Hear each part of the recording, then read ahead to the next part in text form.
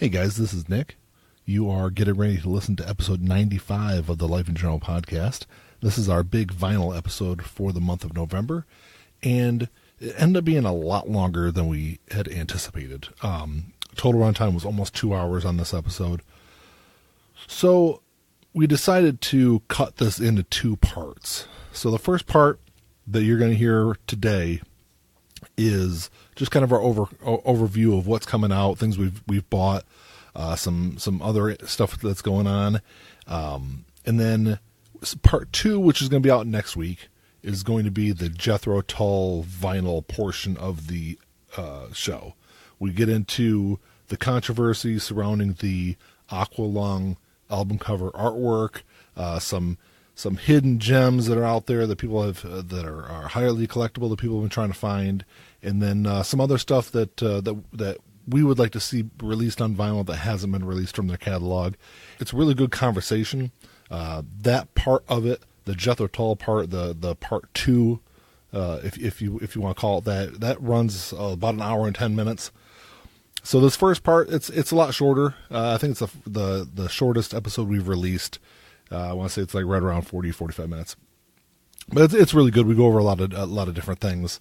We had actually we had actually recorded two episodes. So this was going to be episode 95. We also recorded episode 96, which was originally going to be released next week, and then I kind of screwed up and deleted it after we recorded it.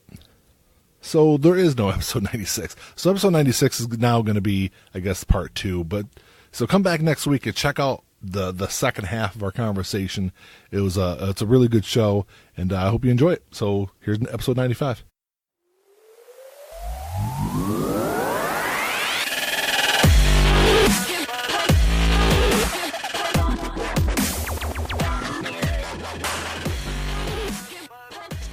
Hello and welcome to episode 95 of the Life in General podcast. My name is Nick. My name is Ian.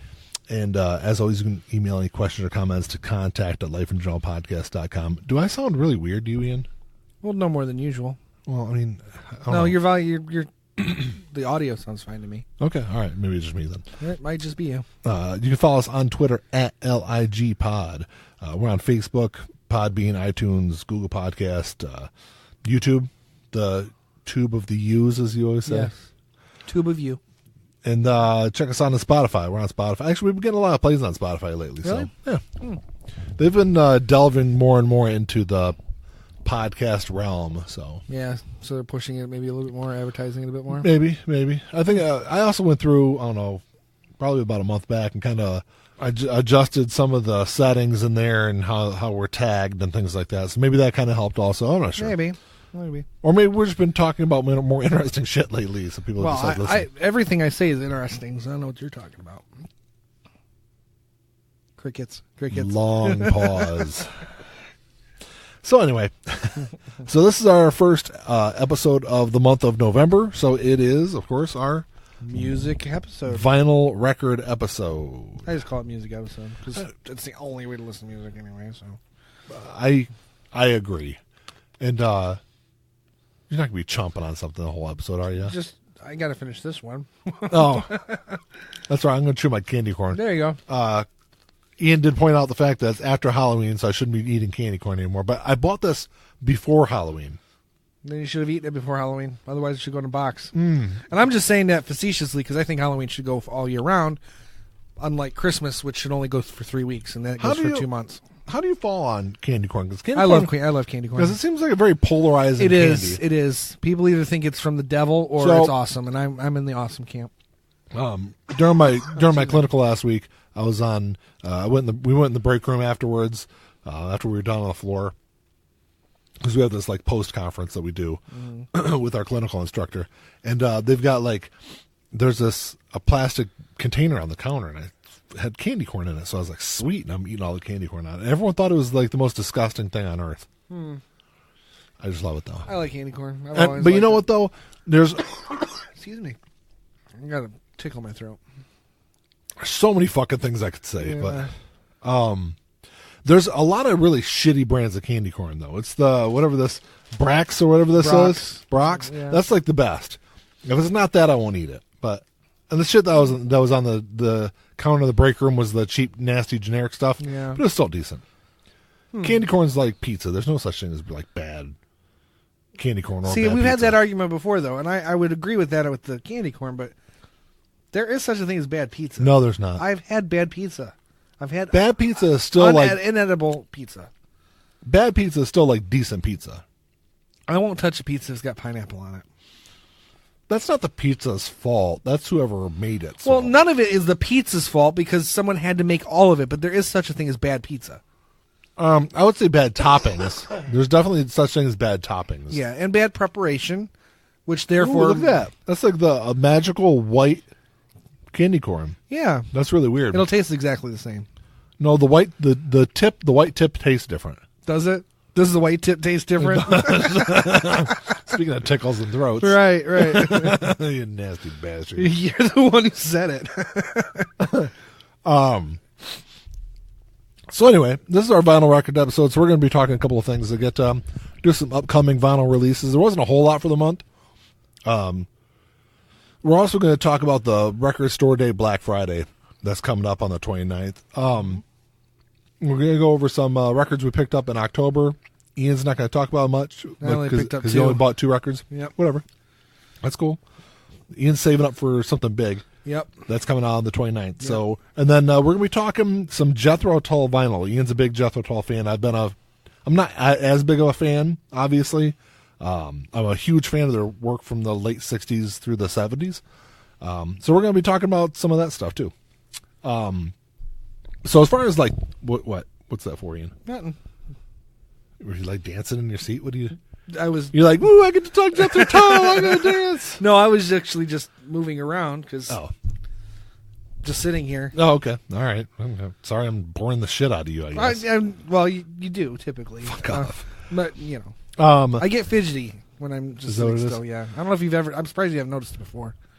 So for the month of November, now obviously the first was, we're recording this on the 2nd. Yeah. So there is they already have had some stuff come out this month, but for the total month of November, outside of the Black Friday releases, there's 844 of them releases for the month, and so for November, actually that number actually changed because since I started the list last weekend, I started writing down some of the stuff that's coming out. I checked yesterday, and the weekly totals have changed. So there's actually more than 844 because I didn't update the total of them. Right. But there's more than there's like 850 some releases coming out for the month. For November 1st, there wasn't. I mean, there was some decent stuff that came out yesterday. The really one of note that I really noticed that I thought about getting was the Nirvana MTV Unplugged in New York, which I already have. But it's kind of this cool like smoke kind of color. Oh, okay. It's colored vinyl. Yeah. So it's a colored vinyl. There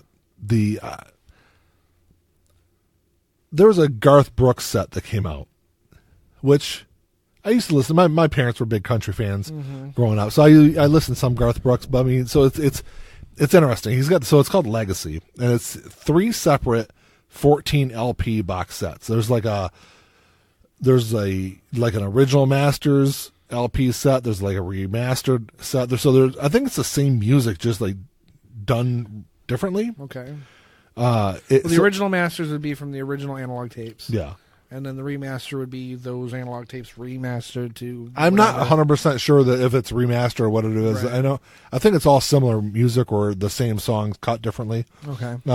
So anyway, there's three 14 LP sets, so there's 42 LPs altogether. Right.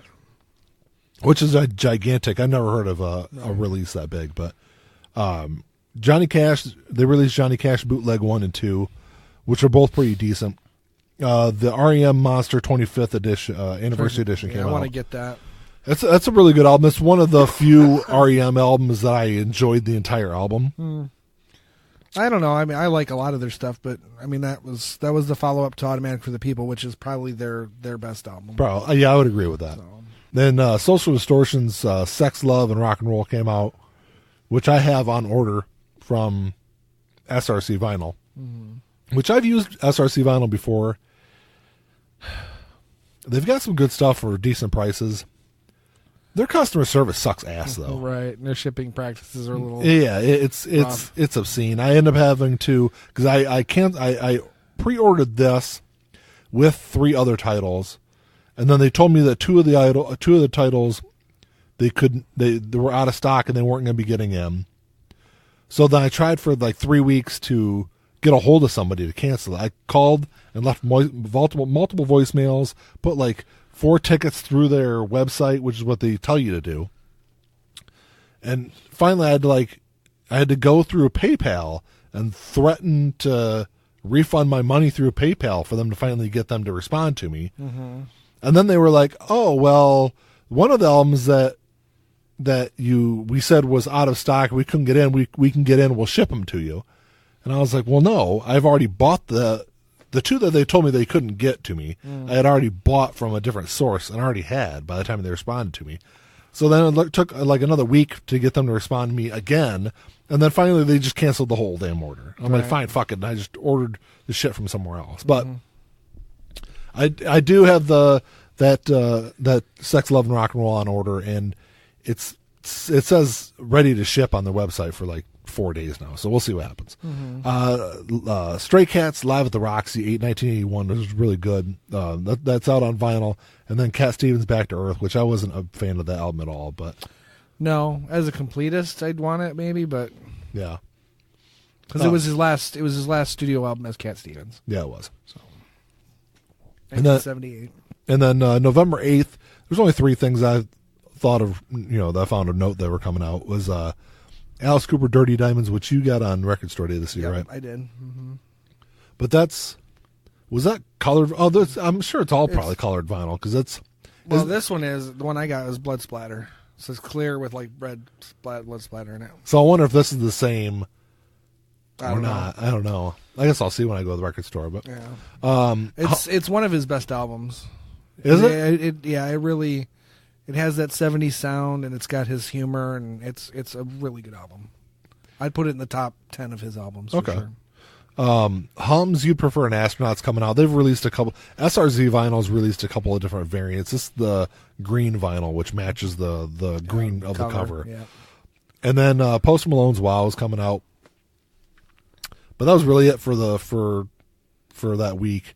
November 15th, and I don't know if it's just because everything was kind of leading up to the 29th. Like the 15th, Let It Bleed, Rolling Stones is really the only that's thing just coming the single version, like the single record. This is the single disc, because didn't they release a box set? This is a 5 LP deluxe version that's coming out on the 15th. And that was really about it. And then November 22nd, there's Silverchair's Frog Stomp. There's a silver version coming out. Bob Seger's Against the Wind, which is a really good album. Yeah. I know you're not a Bob Seger fan. I like really old Bob Seger. The Beatles, the Singles Collection, which is a 23 LP set that's being released. Which one is this? I'm sorry. The Singles Collection by the Beatles. Okay. And then The Clash, London Calling is reissuing. This is a Japanese pressing. Okay. Which Japanese pressings tend to be higher quality because they're in Japan. A Japanese pressing has to be virgin vinyl. There's no recycled material in their vinyl. I don't know if that makes much of a difference. People say it's a higher quality. That's why Japanese pressings tend to be more money. More expensive, yeah. And then November 29th, now these, I've got 2 on the list here. These weren't part of the Record Store Day releases, but Motley Crue's Dr. Feelgood, the 30th anniversary box set's coming out. Okay. And I'm assuming the stuff that's listed on there for the 20th, I'm sure we'll probably already have that date picked prior to the Record Store Day. I mean, obviously it's Black Friday anyway, so they knew it was going to be a Record Store Day, but I'm not sure. Right. And then Prince, they're releasing 1999, which there's been a bunch of different repressings of it. Absolutely. But there's a double LP remastered version. There's a quadruple LP deluxe version, and there's an 11 LP super deluxe version. I'm not sure what's on that. Well, he does have a lot of unreleased material. So I know he it's does. Possible that could have a lot of like demos and that's probably songs no one's heard. I'm sure it does. So I mean, to fill 11 albums, they'd have to have quite a bit. Yeah. So it was, like I said, there wasn't a whole lot that I found that I thought was, oh yeah, I definitely have to go out and get that. I mean, there's a couple, maybe 3 or 4 of them that I'd like to get. Black Friday's got at least one for sure that I want. Yeah, Black Friday. I've heard there's 182 Black Friday releases coming out. Excuse me. You all right there, Sunshine? Yeah, I'm all right.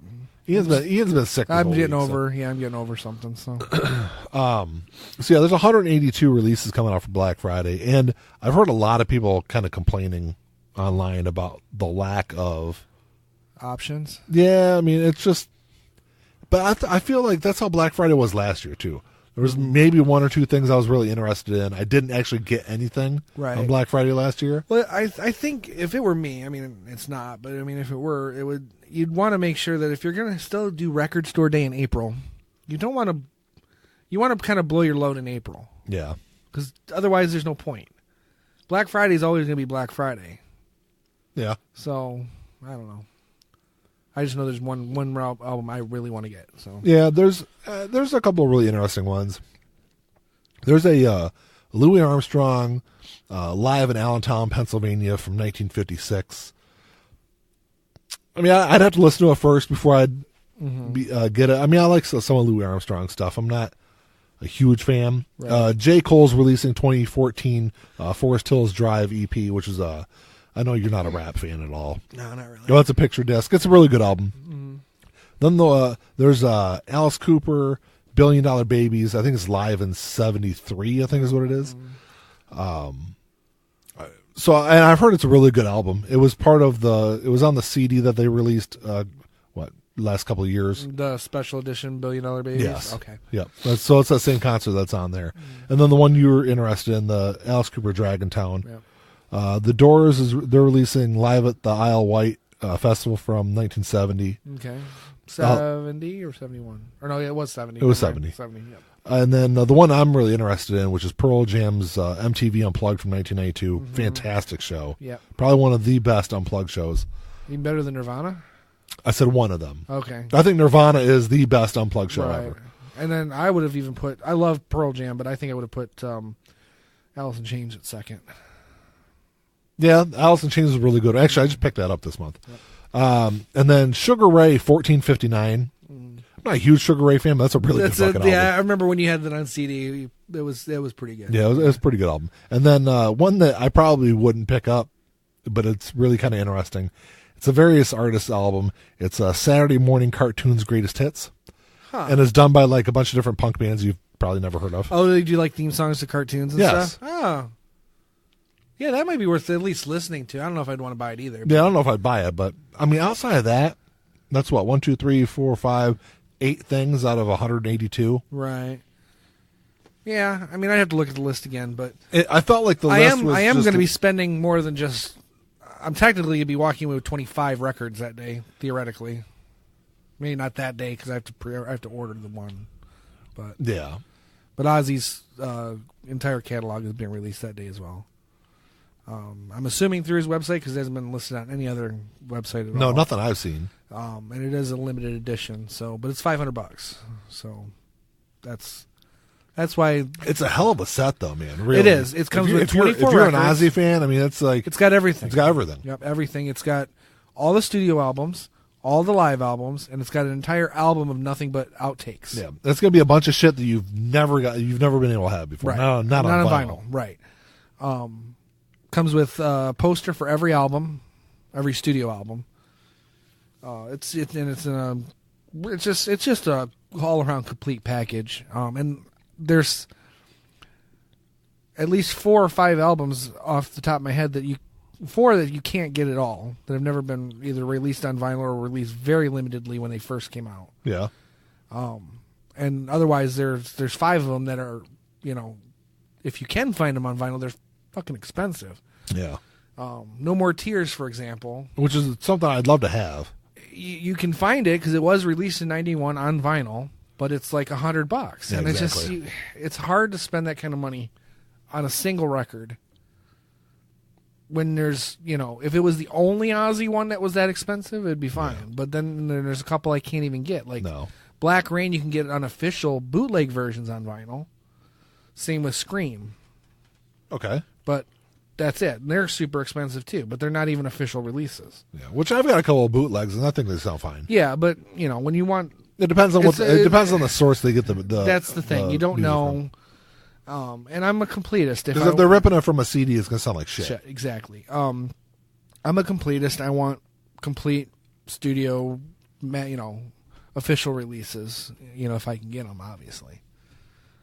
So, in fact, I mean, like, we'll get to it after, because it's part of the Jethro Tull thing. So What's that? Some of the ones that aren't on vinyl and will never be on vinyl. Yeah, we can talk about that. But, so I just felt there was, like, it was lacking a lot of, like, big name stuff. Right. Which I kind of knew that was going to. Right.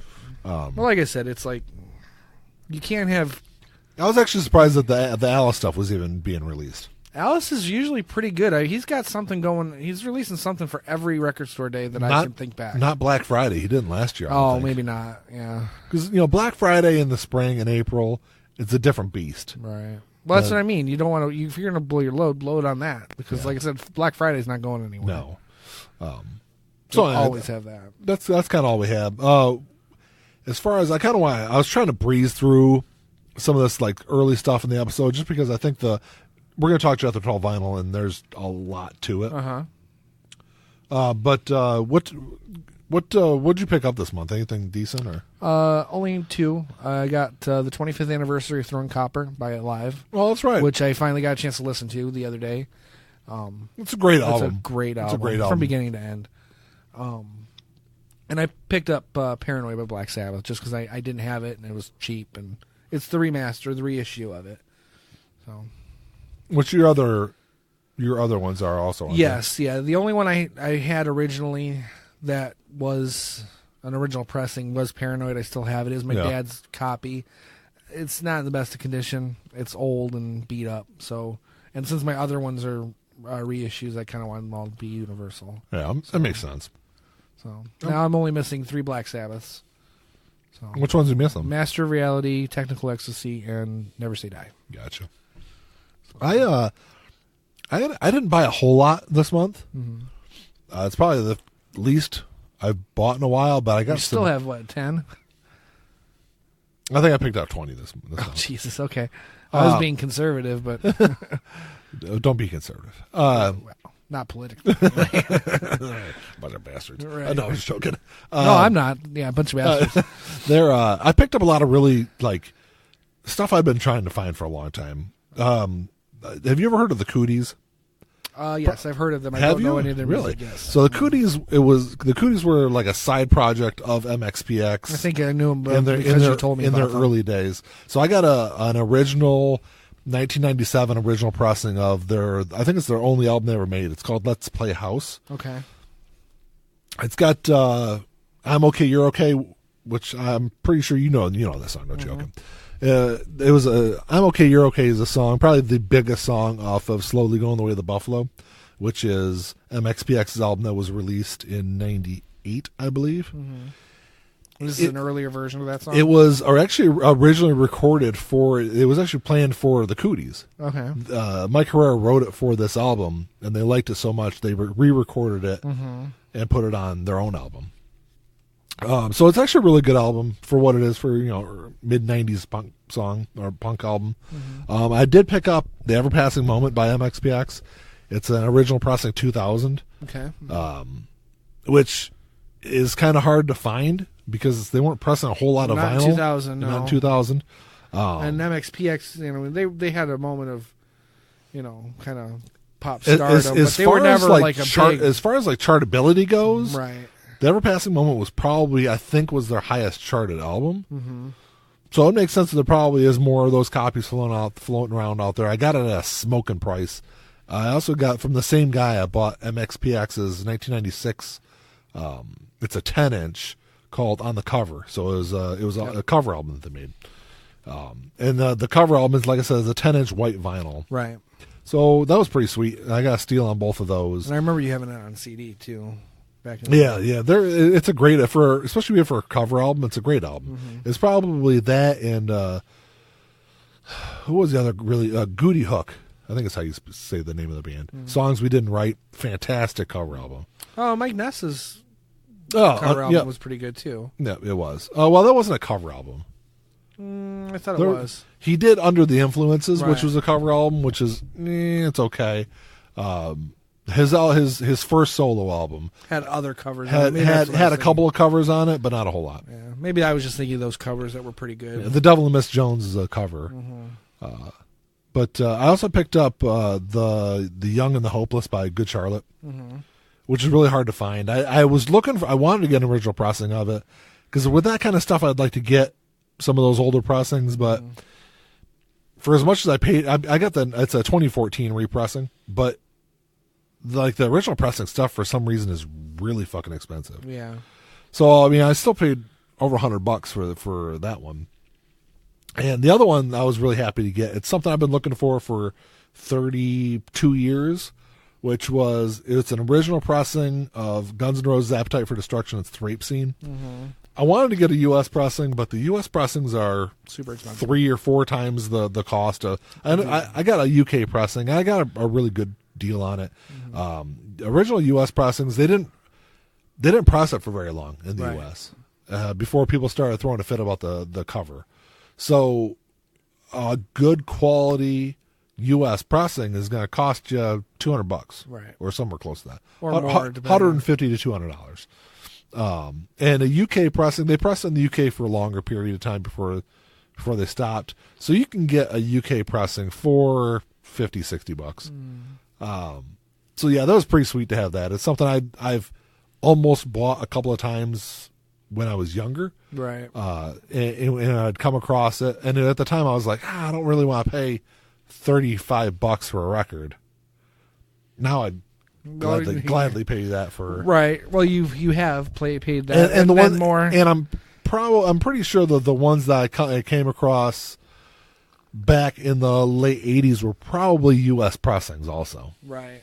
So, what else I got? I got Less Than Jake's Hello Rockview. It's a 7 LP 7-inch box set, which is pretty sweet. I've never seen anything like that before. Yeah, but here's the interesting part. I'll let you, because I didn't know this. But if you get, it's all the songs that are on that album, right? But if you get the album that's just the regular 12-inch, it's like way more expensive than getting the. I think there's only one on sale on Discogs right now, and I want to say it's $120. Right, and what did you pay for this one? I want to say less than $40. Yeah, see, to me that's almost worth it just getting it like that, because you still get all the songs. No, the box is a little beat up. Yeah, but it's missing. So originally it came with an insert for because they're all 7-inch. And so it came with a Less Than Jake adapter. okay, The adapter wasn't with it. The box is a little beat up, but the vinyl's in great shape. yeah. But So- it's just so hard to find Less Than Jake anything. While it's not super expensive. especially like Losing Streak. Well, Losing Streak, I've only even Hell seen Rock this You. picture disc. Oh no, they've got you can get Losing Streak on Discogs for $120. Yeah, I don't know if I'll pay $120 for it though. Yeah, exactly. That's kind of the thing I come across. I mean, I want it. I really do want it, and I probably will buy it eventually. It Yeah. just It's a lot of money to spend on one record. Yeah, it is. Even though I've done it a couple times, Yeah, but I've done it once. another one I picked up. I kind of stumbled across, and I picked it up because I thought it was really kind of interesting, and then I looked it up and realized I got it for a really smoking deal. It's a 1973 pressing of, I think the guy's name is Cherney Berg, but it's Scary Spooky Stories. Okay.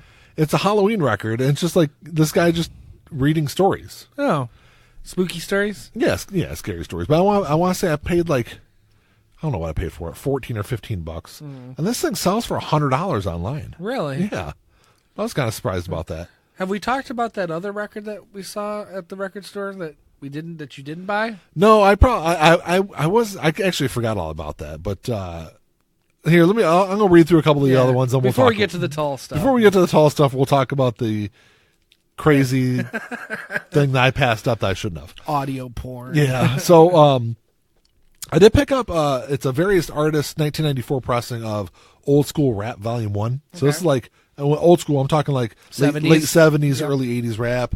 It's got Like underground Sugar stuff. Hill Gang and things like that. It's really pretty sweet. I haven't listened to it yet, but it's got a lot of really great stuff on there. I did pick up, like you said earlier, the MTV Unplugged from Alice in Chains I got. I did finally pick up Both Directions at Once by John Coltrane, because I'm a huge John Coltrane fan. Obviously enough, when I read through the stuff, there's no Coltrane stuff coming out in the month of November. Wow, maybe his kids ran out of stuff to sell. I'm sure there's stuff out there. Yeah. But so yeah, it's not the best Coltrane, but it's still awesome. Yeah, it's so great. When you're a fan, even the bad stuff's still good. And I got the deluxe version, because there's two versions of it that's released. One's just like the straight songs, and then there's a deluxe version that has all the songs, and then it's got a second disc with demos and outtakes of those songs. Okay. And it's really fucking sweet to kind of sit down and listen to him go through the process. Mm-hmm. Yeah, it's pretty sweet, and it's like I said, it's still great music. I still love listening to Coltrane, but I did get Social Distortion's White Light, White Heat, White Trash, which is a 2011 reprocessing. That's another thing that's, if you find an original processing of it, it's going to be well over $100. Right. So I was fine getting a reprocessing of that. It's in great shape. And then I've been in this Blink-182 kick ever since 9 came out. And so when I pre-ordered 9, I pre-ordered the hot splatter. It's like a red and yellow kind of splatter. Kind of Day-Glo colors. Yeah. And then I liked it so much I ended up buying the black version also, just so I could have them.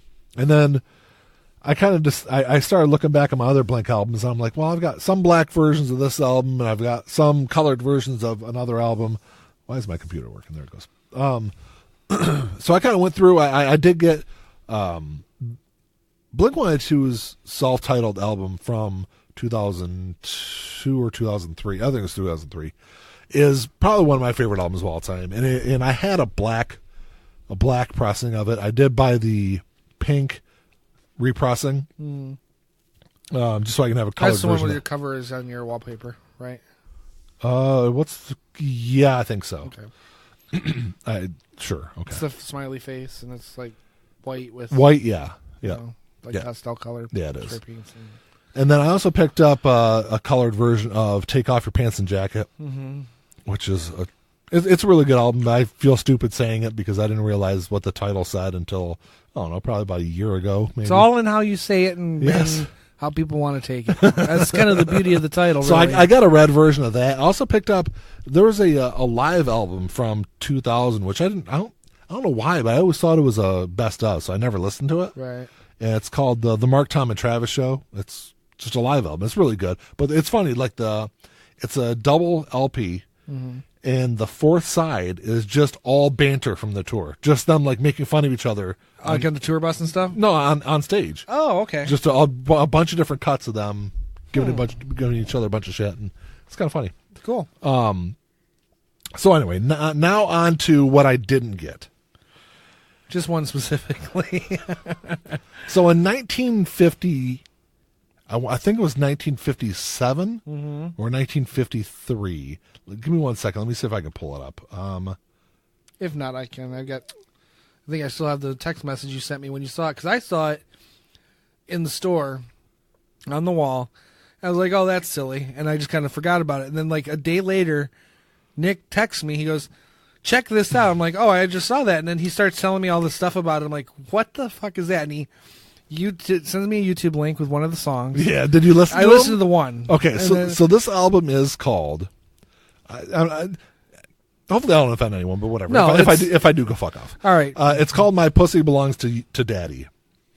And it's this topless lady. From 1950. It's this from 1957. Right. It's this topless lady holding a cat in her lap. Yes.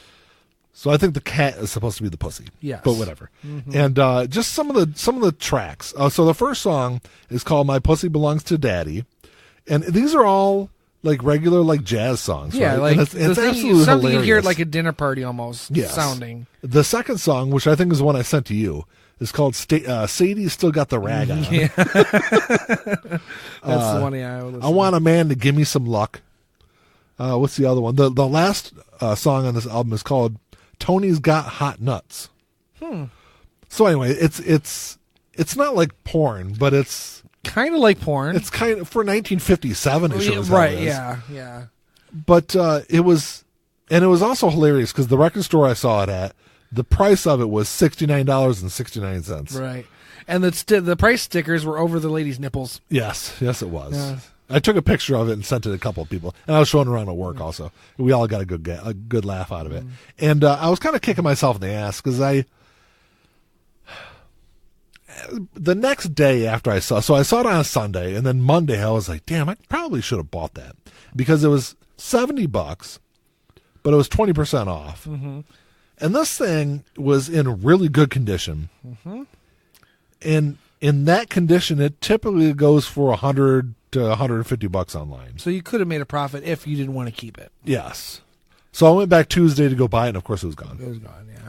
So anyway, that was my funny story for the month. I just thought it was funny because I saw it myself, and then they said a bunch of people had been taking pictures of it also. Yeah, it was like 2 days later because if you said you saw it on a Sunday, I saw it on Friday because I was in there looking for that Tull package. I'm surprised you didn't send me a picture of it. I don't know. I guess under better circumstances I might have, but I'm not that kind of like if it was like super like crazy, I probably would have. But that's something you don't see every day, right? But it just didn't register. I saw the funny thing is, I was like, ooh, boobies, and I just kind of moved on. It's like highly collectible. Yeah, which I didn't know until you did the research on. Yeah. So, and it's funny because I've seen that album on lists before. Have you? Yeah. I'd never seen it before, but I saw it on the wall, and I, like I said, boobies, and I just moved on. That's funny. If you want to get a good laugh, just look it up. Yeah, and the tracks are on YouTube also, so you can listen to them. Yeah, like I said, the one song was actually kind of catchy, but totally about periods. Well, yeah, so, that's great. which is not catchy. Not necessarily, I guess. I mean, it depends on how you want to catch it, but right. Yeah, it's best just to leave it to itself. Okay. Yeah. So anyway, that's it. That's kind of all I had. I mean, I don't know. It popped into my head, and I couldn't remember if we've talked about it before. No, because it happened. It just happened back in 2 weeks ago. Yeah, October 8th. Well, for you, the 20th. Well, because I went in there on the 18th. I worked last weekend, so I didn't go to the record store last weekend. So you're right. Yeah, 2 weekends ago. Yep. So yeah, that's pretty funny though. So I can say this for sure: if I do come across it, and it's in good condition, at a good price, I'll probably pick it up. Because they said the lady I was talking to in there that works there said they did have another copy of it a while back. It's been a while since they've had it, but she said it was like $85 the last time they sold it. So, interesting. So yeah, vinyl porn, audible porn.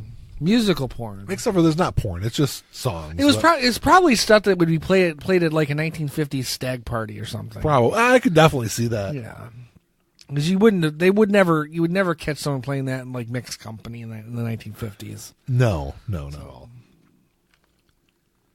But yeah, I could see it like a stag. Sorry, I had to take a drink. Or like people playing poker, a bunch of guys playing poker, listening to that poker. So anyway, Jethro Tull. So we're actually going to stop the conversation right there, and like I said earlier, it's a long episode, so we broke it up in half. Come back next week and check out part 2 of episode 95, where we're going to get in all the Jethro Tull stuff, and hopefully you come back and check it out. So it'll be out. This episode came out Monday. Next episode will be out on Sunday. So next Sunday, come back and check it out, and hopefully you kind of understand and forgive me for my technical goof up. It's taken. We've done 95 episodes. This is the first one I've screwed up this bad. So sorry again, guys, and come back next week and check out part 2. Okay, thanks.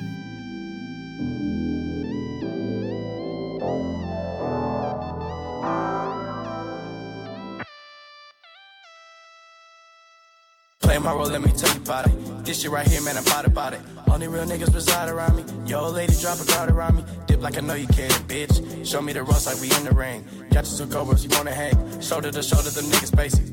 You know I won't lie. You know that I ain't for that fuck shit. You niggas alright, but I'm way better and she love it. Know that y'all sick as fuck. Here go this tissue, bro. We taking the dub. Hoping you get you some. This hit like a pick me up. She taking my drugs. Know they see the sign. That's some dollar sign. Know they sick as fuck. Know they sick as fuck. Tell them get well soon. Tell them get well soon. Know you sick as fuck.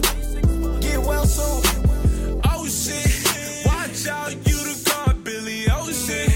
Right now, and I'm smiling in your face, bitch, with a ghost.